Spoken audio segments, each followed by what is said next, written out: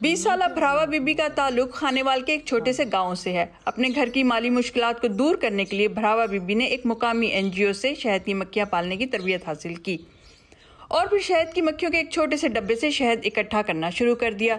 लेकिन यह काम शुरू करने के लिए उन्हें अपने ही घर से शदीद मुखालफत का सामना करना पड़ा। पहले हम कपास चुगती थी तो उसमें 6 महीने की इंतज़ार करनी पड़ती थी कि 6 महीने बाद कपास चुनाई होती है, तो काफ़ी कम पैसे होते थे। तो जब कम पैसे होते थे हमें अपने आप को लगता था कि कोई और काम कर लें। तो फिर WWF वाले एक दिन आए तो उन्होंने मुझे बताया कि आप शहद वाला डिब्बा रख लें। हम उन्हें बहुत मुश्किल से मनाया अपने घर वालों को कि हम ये काम करते हमें आसान होगा। तो हम उनसे डब्बा लिया, तो जब उसकी देखभाल की थी तो हमारे सारे घर वाले राज़ी हो गए कि ठीक है रख लेते हैं। भरावा बीबी के वालिद भी शुरुआत में शहद की मक्खियों के कारोबार की मुखालफत कर रहे थे, मगर आज 2 साल के बाद वो न सिर्फ इस छोटे से कारोबार के फ़वाइद जान चुके हैं बल्कि इस कारोबार को मज़ीद आगे बढ़ाने का इरादा भी रखते हैं।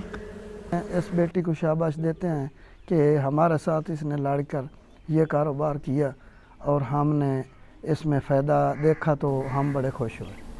हम ना इस पर ख़र्चा करते हैं, सिर्फ देखभाल ही करते हैं, क्योंकि सुबह खोलना है शाम को बंद करना है।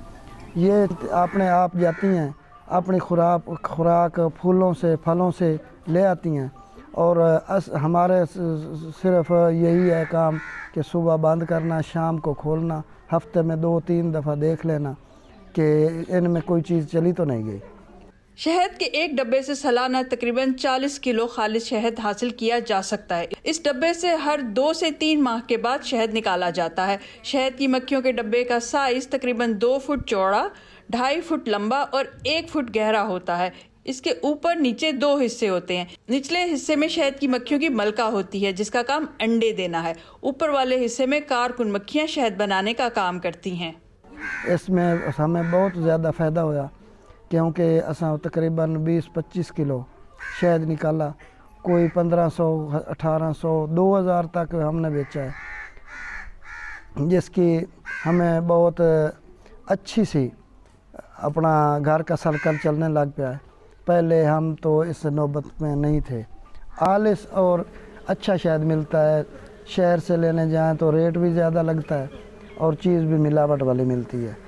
हमारे पास तो इसके अंदर कोई कतरा किसी चीज़ का भी इसमें नहीं डलता, क्योंकि साफ़ सुथरा शहद, फूलों का शहद और फलों का शहद होता है। भरावा बीबी अपने इलाके की वाहिद खातून है जिसने अपनी हिम्मत और समझदारी से अपने माली हालात बेहतर किए। अब इसके इलाके की बेशतर खवातीन उनके नक्शे कदम पर चल रही हैं और बहुत जल्द ये इलाका खालिश शहद की पैदावार में अपनी पहचान खुद बनाएगा। मर्दों के ऊपर न देखें कि वो पैसे देंगे तो हम ये काम करेंगे, तुम खुद छोटा मोटा काम कर लो। वो कहती क्या, मैं क्या शहद की मक्खियाँ रख लो, तो उनकी देखभाल ये ना, खर्चा तो नहीं है, तो वो कहती मुझे दें, तो हम उनसे कहते हैं कि हाँ तुम भी ले लो कि हमारा घर का खर्चा अपने आप से बना रहेगा, मर्दों से लेने की ज़रूरत नहीं पड़ेगी।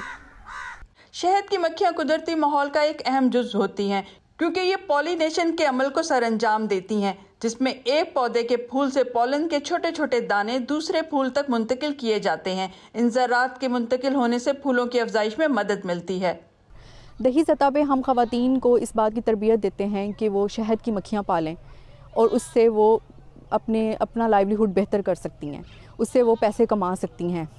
शहद की मक्खियाँ पालने से ना सिर्फ उनकी ग़िज़ाई ज़रूरियात पूरी होंगी, उनको खालिश शहद जो है वो घर में मुयस्सर होगा।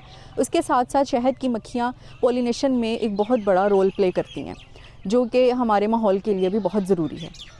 20 साला लड़की ने अपनी हिम्मत और समझ से ना सिर्फ अपने घर के माली हालात बेहतर किए बल्कि अपने पूरे गाँव की ख़वातीन के लिए एक माहौल दोस्त कामयाब कारोबार की मिसाल कायम की। सुमेरा लतीफ़, DW उर्दू, खानेवाल।